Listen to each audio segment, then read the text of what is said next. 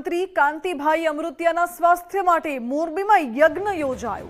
મોરબી શહેર ભાજપ અને મિશન નવ ભારત દ્વારા હવન યોજવામાં આવ્યો છે। ખોખરાધામ ખાતે યજ્ઞમાં અનેક લોકો જોડાયા। મુંબઈની હોસ્પિટલમાં આજે કાંતિભાઈનું ઓપરેશન થવાનું છે। કાંતિભાઈના સારા સ્વાસ્થ્ય માટે લોકોએ ભગવાનને પ્રાર્થના કરી છે।